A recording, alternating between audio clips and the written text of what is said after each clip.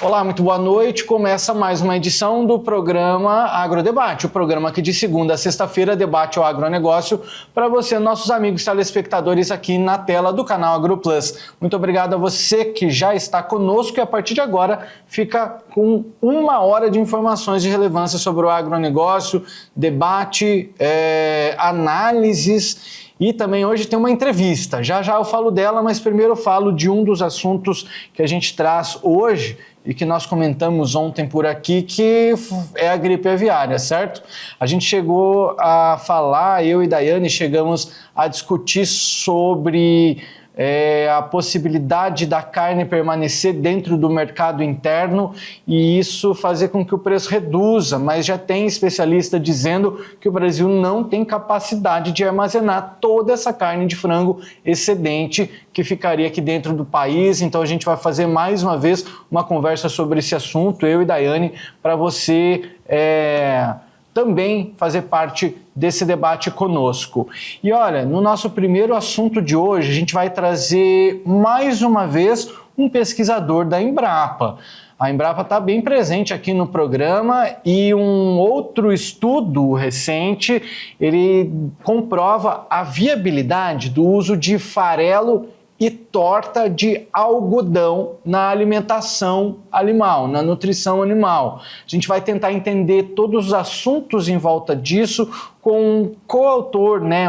O Frederico Lisita, que é pesquisador, está dentro dessa equipe, mas daqui a pouquinho a gente faz o convite para ele. Primeiro eu quero convidar minha amiga, ela que é especialista em agronegócios, a Daiane Kirnev. Daiane, seja muito bem-vinda a mais um programa cheio de informações e hoje a gente vai trazer uma entrevista muito interessante. A gente tem falado recentemente de uso do DDG, por exemplo, que é um subproduto do milho na fabricação do etanol de milho. Agora a gente vai falar do farelo e torta de algodão. E eu confesso para você que torta de algodão eu ainda não tinha ouvido falar. Então, que também é mais ou menos, daqui a pouco a gente vai entender melhor, é mais ou menos o mesmo processo do DDG do milho, né? São investimentos em ciência, em estudo, que cada vez mais vem para melhorar a produção agropecuária, né? Seja bem-vinda, minha amiga. Boa noite, Jossan. Muito boa noite a você, telespectador. Realmente, Jossan, olha que notícia interessante. É um subproduto do algodão agora, né? A gente já sabia que eles já utilizavam, né, o famoso caroço, mas agora a torta também, riquíssima em muitos nutrientes, até proteína. Então, olha que interessante, um ganho para a agricultura, um ganho para a pecuária também, esse tipo de pesquisa e esse desenvolvimento, que é uma utilização completa do produto, né? Como a gente já via no milho, que vem o álcool, vem a ração, o farelo e também o DDG, que é a utilização de todo o residual, né, do milho. Então, olha que interessante. Então, cada vez mais a ciência vem trazendo pesquisas e possibilidades de trazerem melhorias. Ninguém melhor do que alguém que faz parte desse estudo e esse estudo é conduzido pela Embrapa, né? E ele destaca o alto valor nutricional desses coprodutos, né? Esse subproduto do algodão, que é obtido a partir do caroço do algodão, né? E o seu potencial de reduzir custos, a sustentabilidade nesse processo todo. Então, para que a gente possa entender um pouco mais sobre esse assunto, recebemos hoje Frederico Lisita, que é pesquisador e coautor desse estudo, né? Seu Frederico, muito obrigado por fazer parte do nosso programa de hoje para ajudar a tirar algumas dúvidas sobre esse assunto que tem um grande potencial para a agropecuária. Seja bem-vindo. Boa noite, Jossan. Boa noite, Daiana, aos telespectadores do programa Agrodebate. Eu que agradeço a oportunidade, é uma alegria estar aqui para a gente estar divulgando um pouquinho do trabalho aqui feito pela Embrapa Algodão. Vamos lá, então, já que agora o senhor está conosco aqui, a nossa bancada digital está formada, vou fazer o convite para os nossos amigos telespectadores. Vamos juntos debater o agronegócio?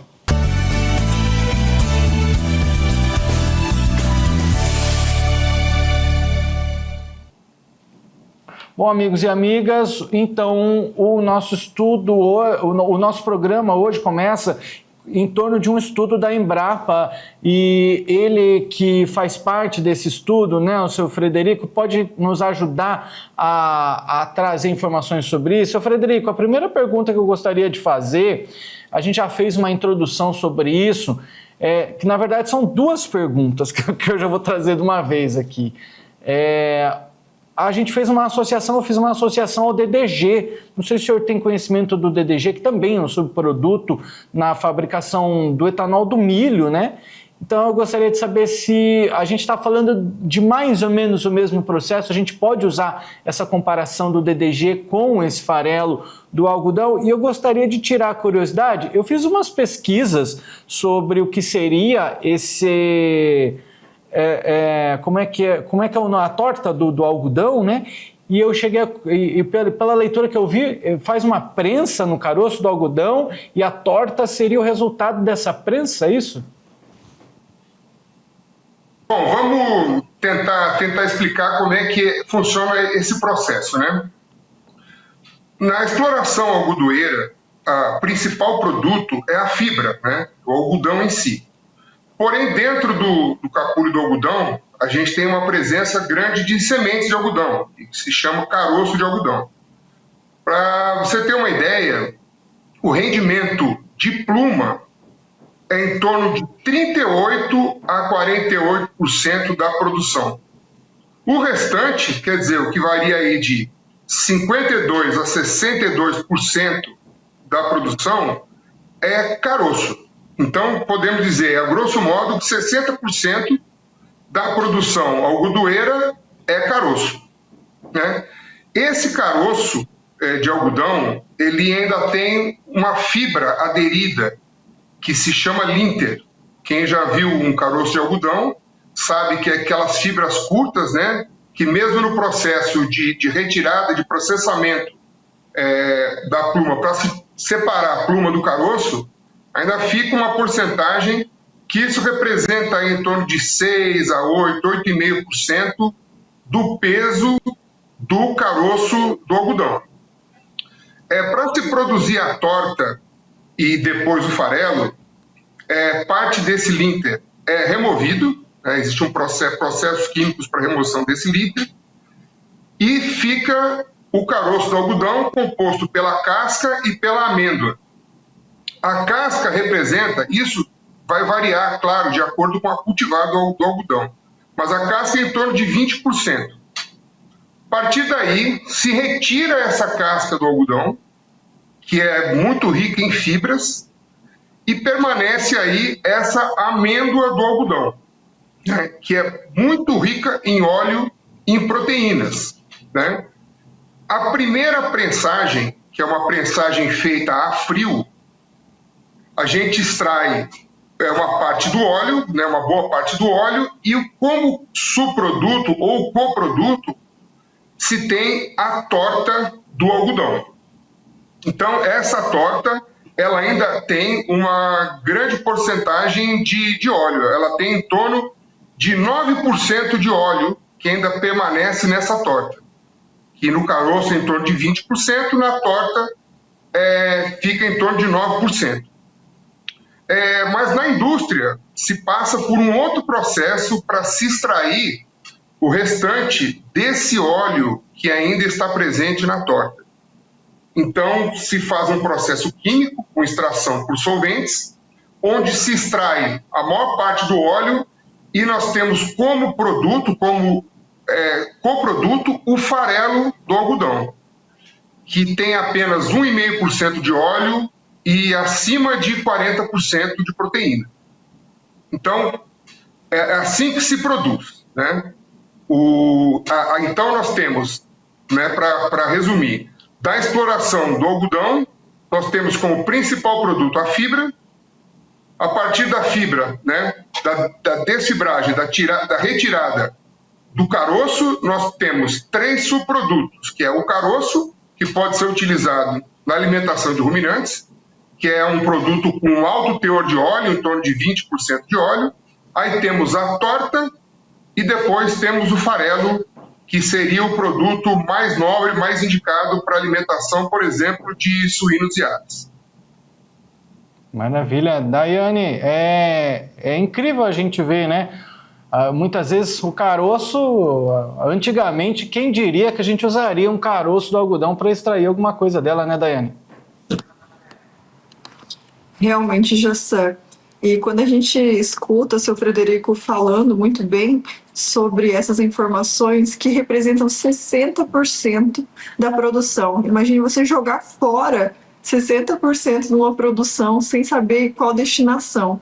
E hoje em dia, graças a estudiosos, a Embrapa e tantos outros pesquisadores, né, vão se fazendo destinações.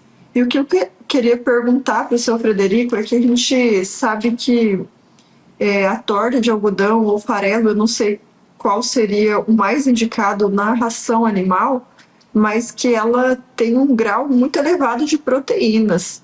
E também não só proteínas, outros tipos de princípios, né? Se o senhor poderia comentar para a gente sobre isso. Bom, em primeiro lugar, esclarecer que esse estudo que nós fizemos aqui são uma revisão a respeito de vários estudos que vêm sendo feitos. O uso do caroço do algodão na alimentação animal não é uma novidade, né? Já existe já há bastante tempo, porém tem se ampliado esse uso devido principalmente ao aumento da produção de algodão no Brasil, né? Para vocês terem uma ideia, né? O Brasil hoje é o quarto maior produtor mundial de algodão e é o país que mais cresce essa produção, né? Nós temos hoje como principal produtor a China, Índia e, em terceiro lugar, os Estados Unidos. Porém, o Brasil hoje já é o maior exportador de algodão do mundo.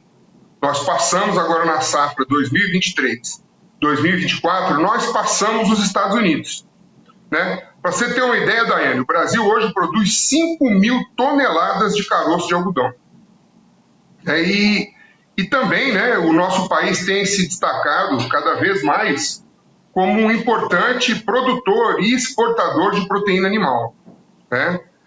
Tanto proteína de bovinos, suínos, aves, né? Uma tendência a crescer a produção de ovinos, caprinos, de peixe. E cada vez mais, né, nós temos uma necessidade crescente para alimentos, né, principalmente alimentos ricos em proteína, para a gente fornecer para esses animais, que são exigentes nesse nutriente. Então, como o DDG é um subproduto, né, um coproduto, aliás, né, da exploração do álcool do milho, o caroço de algodão, né, e seus coprodutos, a torta de algodão e o farelo de algodão, se apresentam como uma alternativa muito interessante para a alimentação animal. Principalmente porque não se concorre com a alimentação humana. Quando, por exemplo, o milho e a soja, o trigo, o arroz, são alimentos voltados para a alimentação humana também, o caroço de algodão não é próprio para a alimentação humana. Então, quer dizer, a principal destinação é para a alimentação animal. Como você falou, né, são alimentos proteicos, né? Hoje, nos processos industriais, nas plantas industriais, a gente tem maior produção de farelo, porque, claro, o óleo é um produto valioso, é um produto valorizado. Daiane, você já experimentou fritar batata no óleo de algodão?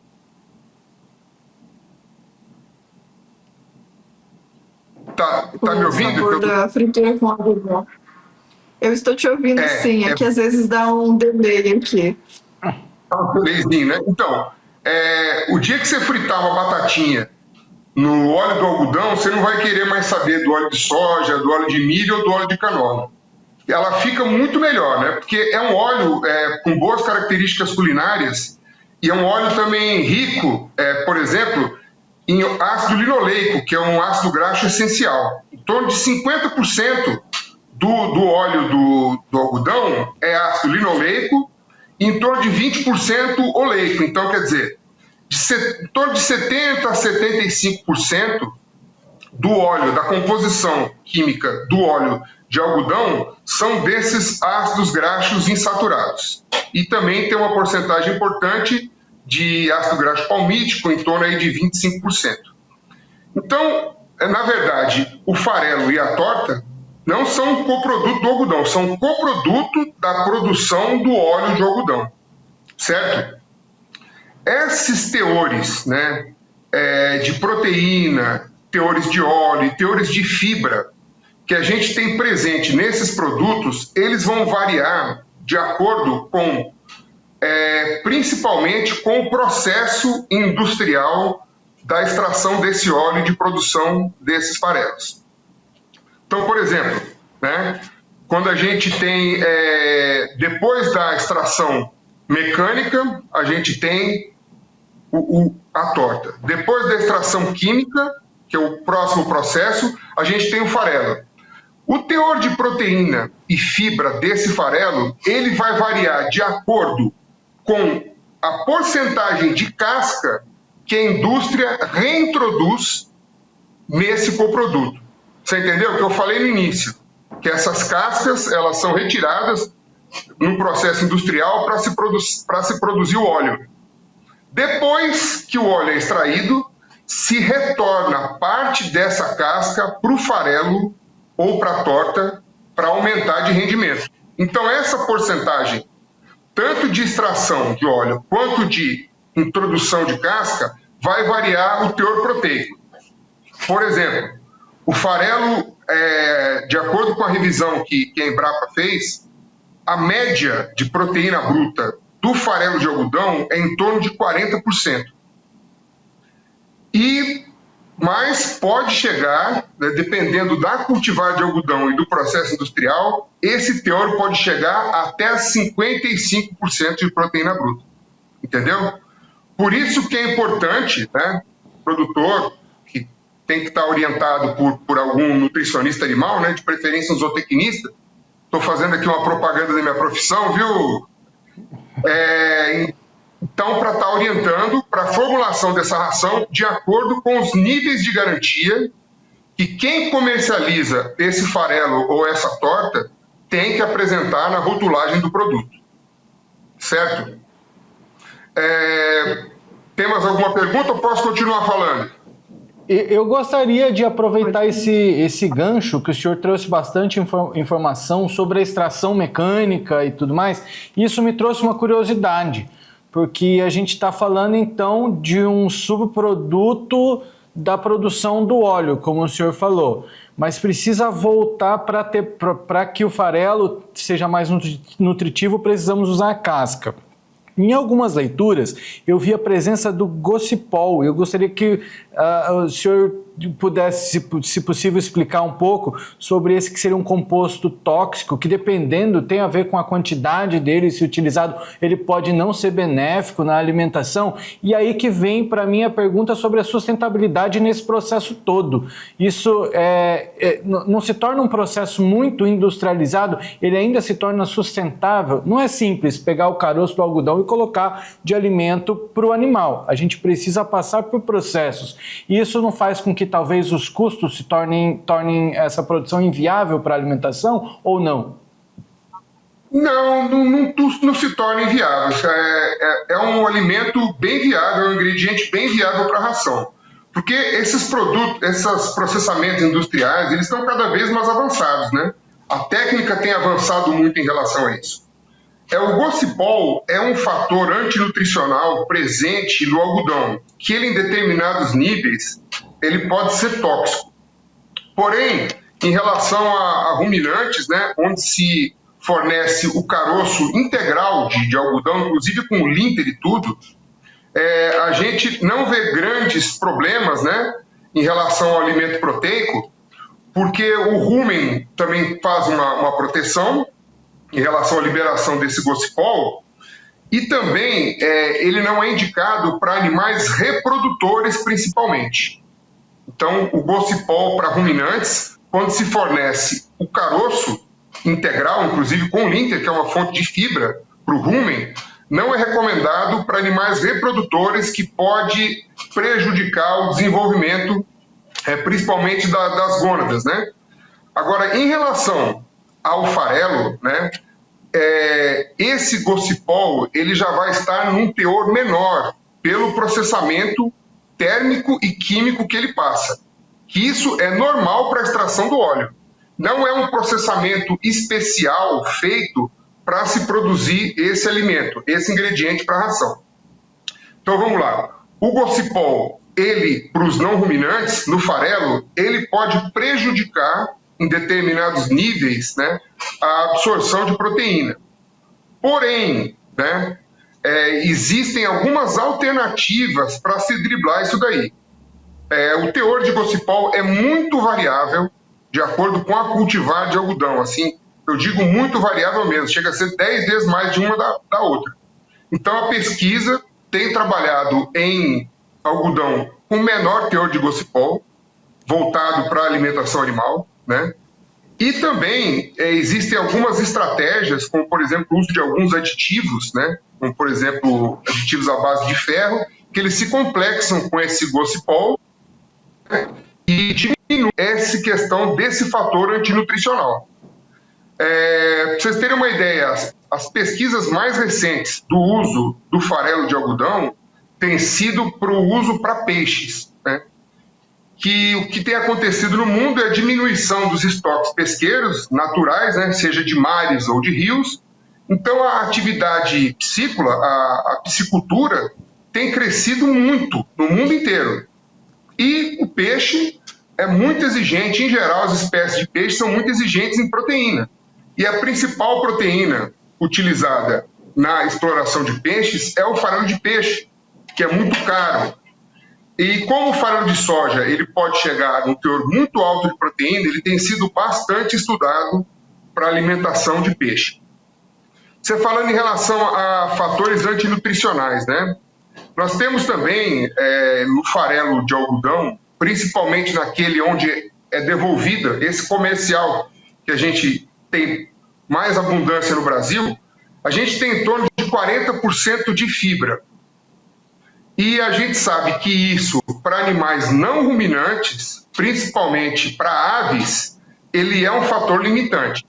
Então, quer dizer, a gente não pode, né, nesse produto que a gente tem hoje, a gente substituir, por exemplo, todo o ingrediente proteico, que é o mais usado hoje, é o farelo de soja, na produção de aves. Na produção de suínos, a gente consegue aumentar um pouco mais, porque o suíno também ele digere um pouco dessa fibra. Ele também é mais tolerante em relação a alimentos com um teor de fibra maior. Mas esse também é outro fator antinutricional. Porém, todo ingrediente que a gente utiliza na alimentação animal, ele tem as suas recomendações e tem os seus limites. Isso cabe ao produtor procurar um profissional da área de nutrição animal para orientar melhor, né? Aqui nesse momento não é pretensão nossa a gente trazer uma receita ou trazer níveis de uso, porque como eu falei, isso vai variar muito de acordo com a espécie animal, com a categoria animal, com, por exemplo, o tipo de processamento que esse algodão sofreu e também com a cultivar de algodão. Então todos esses fatores, eles têm que ser levados em conta no momento de se elaborar uma estratégia para alimentação animal. Mas que o farelo de algodão é um produto altamente viável, já comprovado pela ciência em muitos anos, né? E que é um produto que tem crescido a sua produção no Brasil, né? Como eu falei, o Brasil hoje é o maior exportador mundial de algodão. Nós produzimos aí em torno de 5.000 toneladas de caroço, e esse caroço, grande parte, é transformado em farelo, que é um produto que tem um grande potencial para ser utilizado na alimentação animal. Incrível, incrível. Daiane, bem. Incrível, né, Jossa, o tanto de informações. Eu tenho duas perguntas para fazer para você, apesar de você já ter explicado muito bem, mas uma é de caráter pessoal e a outra é curiosidade.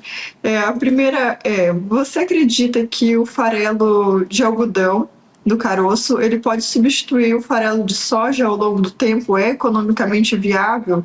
E o milho também? E a outra pergunta a utilização que é feita hoje em ração da torta ou do farelo de algodão, ele pode alterar o sabor da carne do animal que consome? Olha, foram duas perguntas excelentes que você fez, né?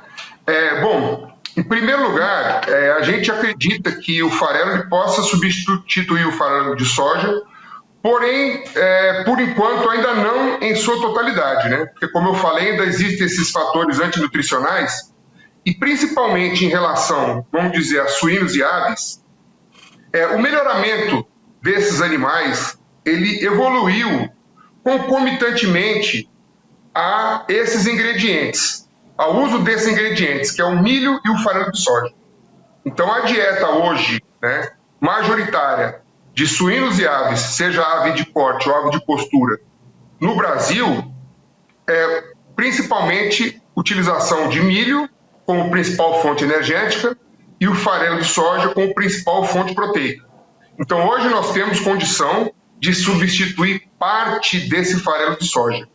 E também não é pretensão da cadeia do algodão substituir tudo, porque o Brasil produz hoje em torno de 20 mil a 25 mil milhões, né, de toneladas enquanto são 5 milhões de toneladas de caroço de algodão, a gente produz em torno de 20 a 25 milhões de toneladas de farelo de soja. Então esse vai continuar sendo um produto. Porém, com o farelo de algodão a gente consegue uma redução de custos, né? E mais uma alternativa. Em relação ao que você falou do paladar, né, das características da carne, né? Tem alguns trabalhos já feitos em relação principalmente ao uso do caroço, que tem um teor mais elevado de óleo, né? Que a gente sabe que não se recomenda para não ruminante utilizar o caroço de algodão, porque o teor de fibra e o teor de óleo é muito alto. Porém, é recomendado para ruminantes, né? E o caroço de algodão, ele tem aí em torno de 20% de óleo, a gente não pode utilizar ele em uma grande quantidade, porque a dieta para os ruminantes ela tem que ser no máximo de 6 a 7% de óleo. Então, se tem que fazer essa proporção para a dieta ficar em torno disso daí. O caroço de algodão é interessante fornecer ele inteiro para os ruminantes, não moer, porque ele vai proteger esse óleo lá dentro do caroço e isso vai sendo digerido aos poucos. Então vai tendo uma liberação gradual desse óleo. E já existem trabalhos, né, alguns trabalhos, que inclusive esse óleo do algodão ele pode melhorar qualidades nutricionais das carnes, né? São trabalhos que vêm sendo feitos, né? Que esses ácidos graxos, principalmente insaturados, eles podem mudar o perfil da gordura de ruminantes. Então, são trabalhos que também vêm sendo desenvolvidos, né? Visando trazer essas informações em relação à nutrição. Mas a gente pode afirmar que é um alimento seguro para o consumidor. Né? Você pode ficar tranquila de consumir um bife de um animal que consumiu torta ou caroço de algodão, que você não vai notar diferenças significativas e não vai ter nenhum problema para a saúde humana também. Olha que interessante, né? A gente recebeu o Frederico para falar sobre os números em torno disso, porque recentemente aqui, Frederico, na verdade, diariamente a gente conversa sobre a viabilidade de algumas produções e a algodoeira ela tem se tornado muitas vezes duvidosa, né? Às vezes, na verdade, todas as produções elas estão nesse caráter assim, né? Tá muito difícil a gente trabalhar no Brasil com os números, com dólar, enfim, outros números que afetam aí. E isso parece que traz um pouco mais de alívio, né, para o produtor, mais uma oportunidade de, ao invés de desperdiçar, conseguir um pouco mais de rentabilidade na sua produção. A gente agradece, conversamos, portanto, com o Frederico Lisita, que é pesquisador e coautor desse estudo da Embrapa, que comprovou a viabilidade do uso de farelo e torta de algodão na alimentação animal como viável, né? Frederico, como agradecer a sua participação por aqui, hein? Somos gratos e esperamos recebê-lo em outras oportunidades, com outros estudos, né? Eu que agradeço participação no programa. Sei que esse é um programa muito relevante, bastante assistido, né? Tem um público qualificado, um público aí de produtores rurais, de estudantes, pesquisadores, né? E nós estamos aí à disposição para maiores informações, para outros trabalhos que a gente desenvolve aqui na Embrapa Algodão. Espero vê-los em breve. Muito obrigado mais uma vez. Deixamos o nosso abraço por aqui. Daiane, vai lá também. Muito obrigada, Frederico. Gostaria também de tê-lo aqui para compartilhar com a gente tantos estudos, né? Muito interessante saber sobre essa cultura do algodão. Aqui a gente comenta muito sobre soja, milho, e é muito bom trazer o algodão e os subprodutos e as vantagens econômicas também que tem esse cultivar, né? Muito obrigada. Valeu, até uma próxima, Frederico. Um abraço. Daiane, continuamos por aqui, Daiane, para a gente falar no próximo bloco, na verdade. Ontem a gente comentou por aqui, né, minha amiga, que era uma possibilidade. Deixa eu só arrumar por aqui. Deixa eu ver o que eu fiz aqui, que tá... Não, agora tá certo. Ontem nós comentamos, Daiane, sobre a gripe aviária, né, que tá aí assombrando o Brasil. E agora uma nova análise, porque os analistas estão analisando. É a mesma coisa daquela informação quando começou a guerra tarifária entre China e Estados Unidos, né? A gente não sabia o que ia acontecer e precisava das informações. E nesse mesmo sentido, agora com esse desdobramento dessa informação da gripe aviária no Brasil, as informações também vão vindo e especialistas vão trazendo seus pontos de vista. Ontem a gente comentou sobre baratear a carne de frango no Brasil por conta do excesso do estoque dentro do nosso país. Mas um outro ponto de vista diz que o Brasil não tem capacidade de armazenar o que seria esse excedente. A gente vai conversar sobre isso, vamos analisar essa informação, mas no próximo bloco a gente faz o nosso primeiro intervalo comercial de hoje. Voltamos já.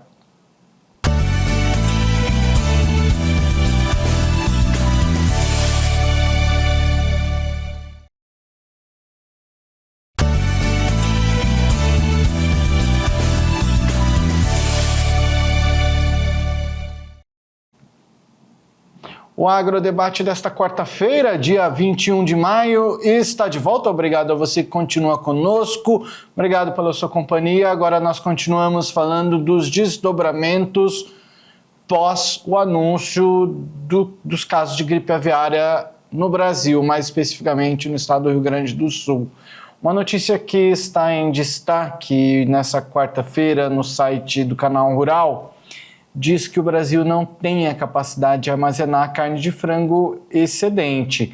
Caso embargos de exportação permaneçam por 60 dias, mais de 400 mil toneladas do produto terão de ser consumidas no mercado interno nesse período de 60 dias.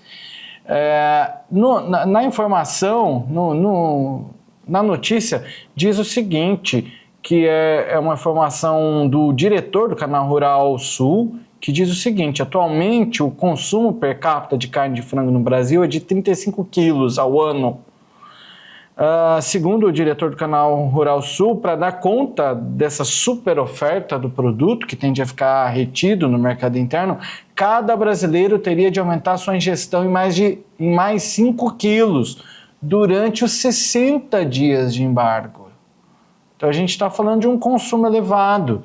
Daiane Kirnev volta comigo para analisar essa informação.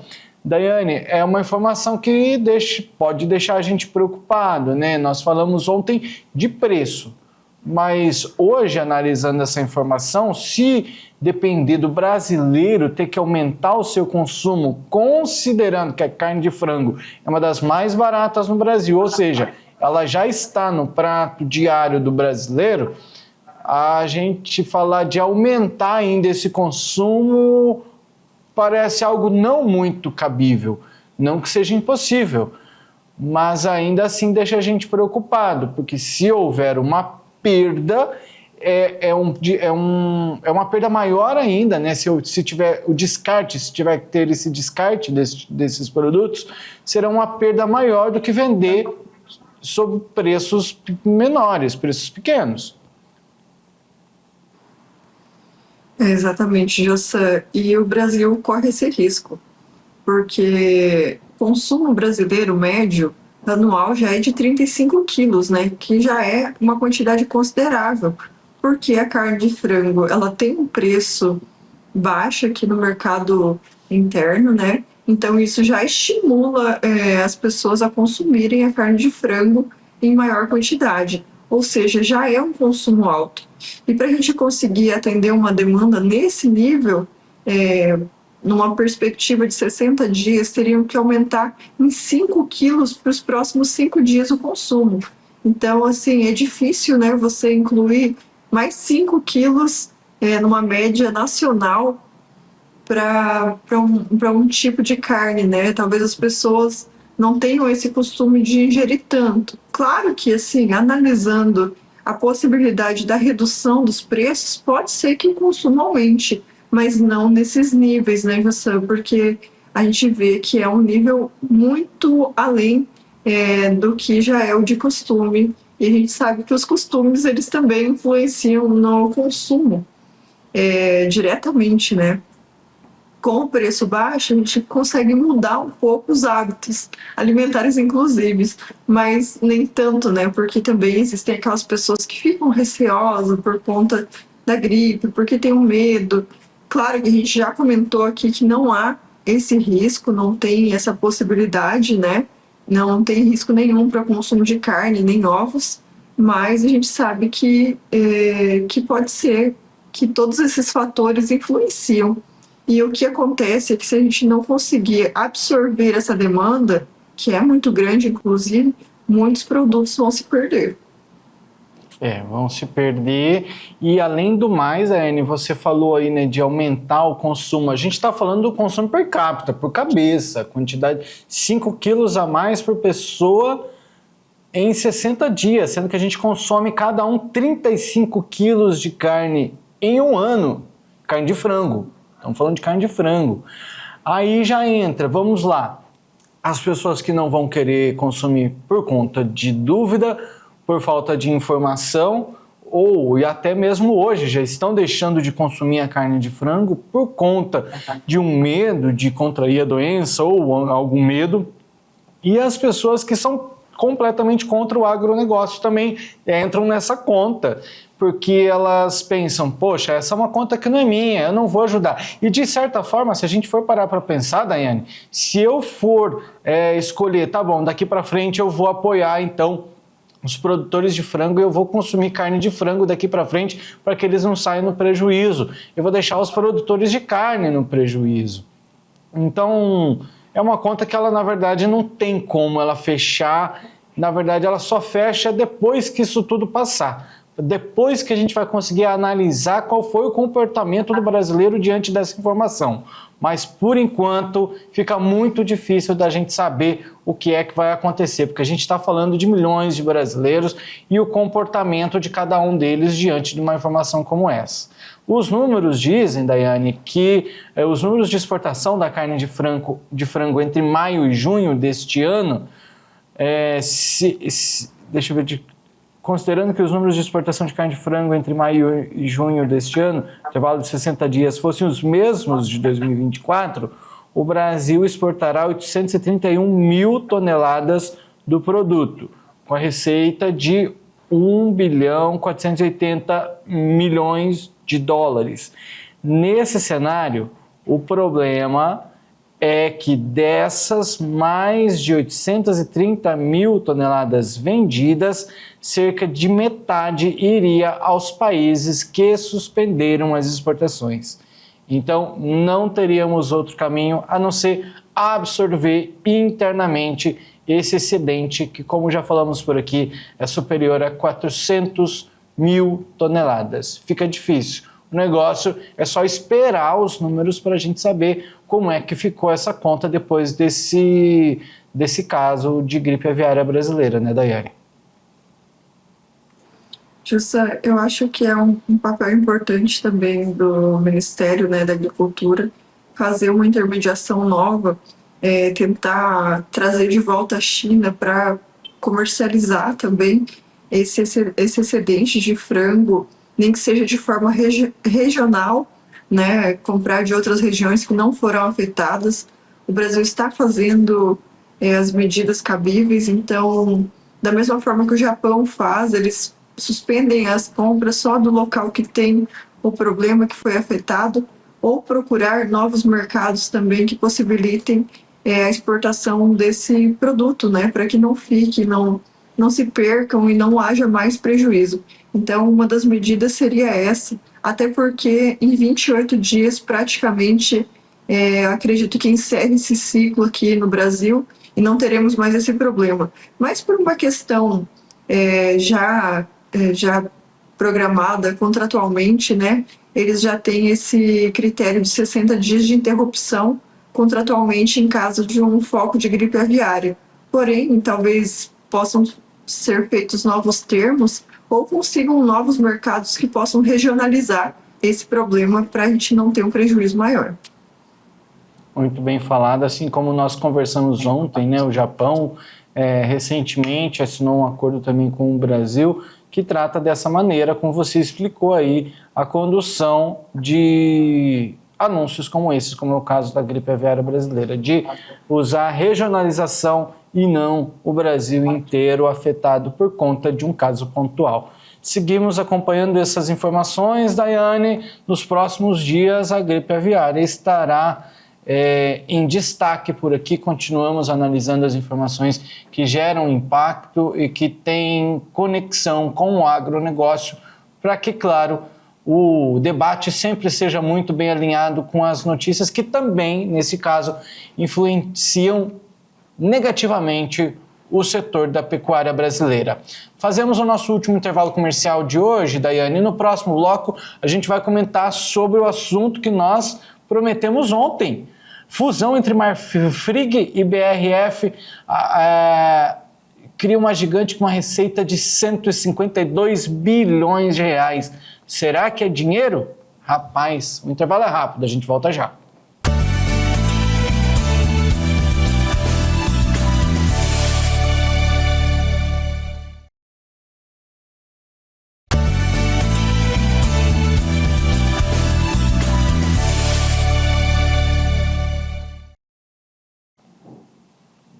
O Agrodebate está de volta e para debater agora, saindo um pouquinho do assunto gripe aviária, Marfrig e BRF anunciaram na semana passada a fusão, acabaram criando uma gigante com receita de 152 bilhões de reais. As gigantes de alimentos, portanto, Marfrig e BRF, anunciaram na quinta-feira passada, dia 15, a fusão dos seus negócios e a criação da empresa MBRF Global Foods Company. Empresa, portanto, que nasce aí com essa receita líquida consolidada de 152 bi. A fusão, gente, destrava o valor, abre caminho e materialidade para redomicílio da empresa no exterior. Quem disse isso foi Marcos Molina, que é controlador e presidente dos conselhos de administração da Marfrig e BRF, ao site Valor. Daiane, chega aqui comigo por gentileza, porque com parte dessa negociação, a operação prevê que os acionistas da BRF e da Marfrig sejam beneficiados com o pagamento de proventos considerado expressivo pelo grupo. Então, a gente está falando de uma empresa de capital aberto, agora de duas, uma nova empresa, no caso, né? A fusão delas, e a gente está falando de esperança também, será, para o produtor rural, na sua opinião? Ela vai distribuir, portanto, proventos, né? A BRF vai distribuir 3,52 bilhões, a Marfrig 2,5 bilhões, a gente está falando de números grandiosos. Agora, quando a gente fala da junção das duas, falamos de abrir mercado externo, para as duas, no caso, né, para o brasileiro. O produtor brasileiro, na sua opinião, tem vê benefício com essa fusão?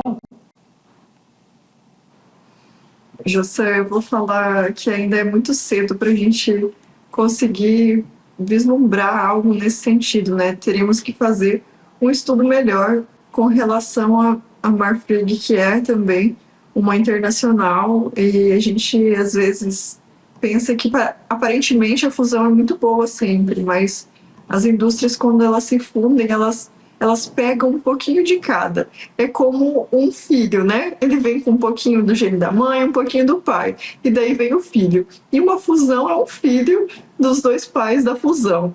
É um resultado, né? A gente já conhece a BRF, já sabe como ela é hoje, né? Que também anteriormente era Sadia, e hoje em dia é o Brasil Foods, e agora não sei qual será o novo nome de acordo com a fusão.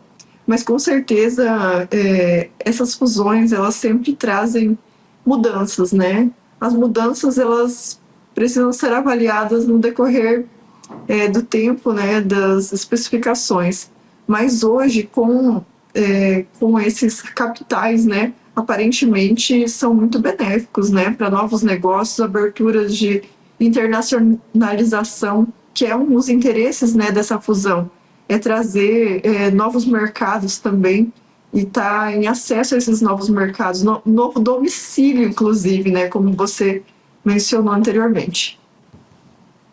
Olha só que interessante, Daiane, o que isso pode trazer? Fortalecimento da competitividade global, a geração de empregos e investimentos, porque ela pode incentivar novos investimentos em tecnologia, logística e produção. Tem um potencial aumento também da eficiência operacional, né, que pode gerar mais empregos indiretos, logística, agropecuária, indústria de embalagens, por exemplo.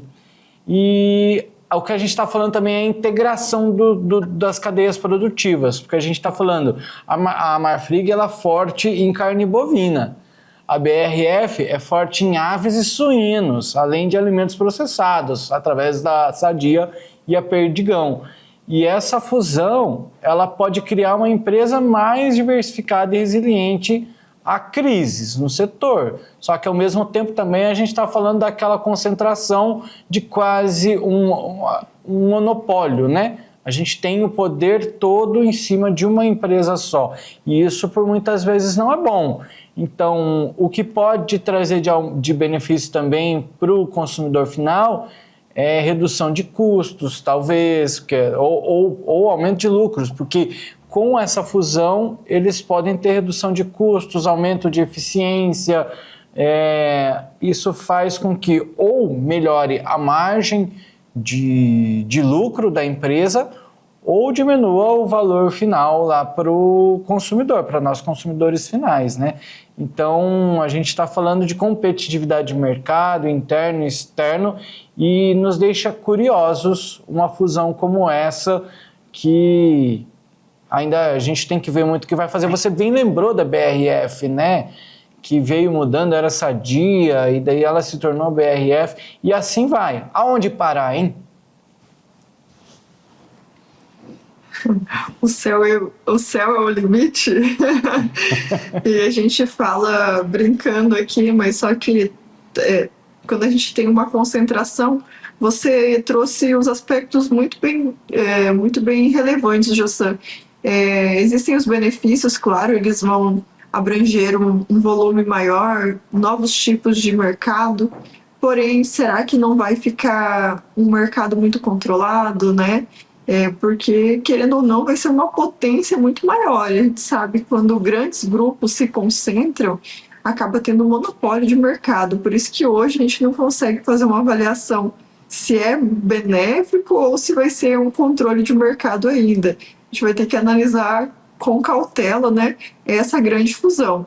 Mas expectativas estão ocorrendo aí que será muito benéfico para o mercado, principalmente para o mercado de empregos, né, e o mercado de oportunidades também, com relação à tecnologia, principalmente. Olha só, na frente de receitas e custos, a expectativa é atingir 485 milhões de reais por ano em sinergias. Estima-se uma redução de despesas na ordem de 320 milhões de reais anuais, com iniciativas como unificação de estrutura comercial e logística, ou seja, só para ficar melhor, né? Não precisamos de duas empresas controlando a logística. A gente tem às vezes é uma cabeça, uma gerência, e assim, aí vem escalonando, mas a gente não está falando de 2 gerentes ganhando tantos mil reais por mês. Então, eu acho que a economia vem através disso, vem também a consolidação de um sistema operacional único e otimização da estrutura corporativa. Seguindo as regras tributárias vigentes também, a companhia também poderá se beneficiar de otimização fiscal, como, por exemplo, a aceleração da monetização de créditos tributários nas esferas federal e estadual. Olha que interessante isso. Com base nessas estimativas atuais, essa frente deve gerar 3 bilhões de reais em economias nos valores de hoje, né? Agora as empresas vão convocar uma assembleia de acionistas para deliberar sobre essa fusão. A data está prevista para 18 de junho e a expectativa é que a transação seja fechada, portanto, em 28 de julho. E o volume das vendas da nova empresa, né, uma fatia de 38% é de processados, 34% de aves e suínos e 29% de bovinos. E olha só, a gente falava de exterior também. A MBRF, ela nasce como uma das maiores empresas de alimentos do mundo, presente em 117 países, com marcas como Sadia, Perdigão, Qualy, Banvit e Bassi, e um portfólio multiproteínas, com carne bovina, suína e de aves, produtos industrializados, pratos prontos e, estou descobrindo agora, pet food. Olha que legal, comida para animais também, eu não sabia dessa.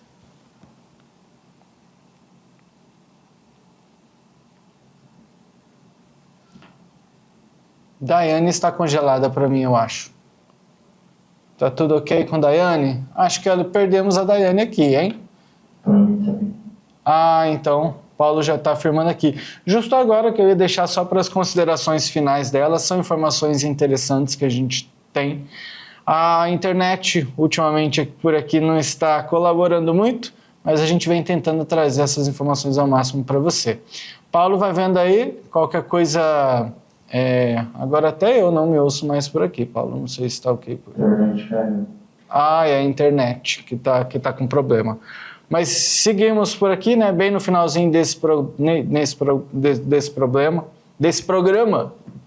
Então eu não vou conseguir me despedir da Daiane, mas já que o programa está no final mesmo, já deu o nosso horário, mas vou agradecendo a participação, gostaria de agradecer ela e gostaria também de usar esses minutos finais. Se a Daiane voltar, Paulo, você coloca ela comigo aqui, por favor, porque hoje é aniversário de alguém muito especial. Eu gostaria de parabenizar esse mês de maio, né? Logo lá no dia 1º foi a vez da Daiane. E hoje, dia 21, é aniversário do seu Bianco, que diariamente participa conosco por aqui também e que no momento está em viagem. Então, gostaria de parabenizá-lo pelo seu aniversário, dar os parabéns para o seu Bianco. Espera aí, só um pouquinho, deixa eu... Aí, pronto. Dar os parabéns para o seu Bianco, muitos anos de vida, agradecê-lo. Pode tirar a tarja, viu, Paulo? Pode tirar a tarja. Agradecê-lo pela parceria de sempre e parabenizar, deixar aí um aniversário repleto de realizações, esse novo ano que chega com muitas realizações para ele e, claro, de muita parceria aqui dentro do AgroDebate. Feliz aniversário, seu Bianco! Ou Happy Birthday para ele que está vai para fora. Feliz aniversário! Gente, o programa de hoje termina por aqui. Uma boa noite para você. Amanhã tem mais. Tchau, boa noite.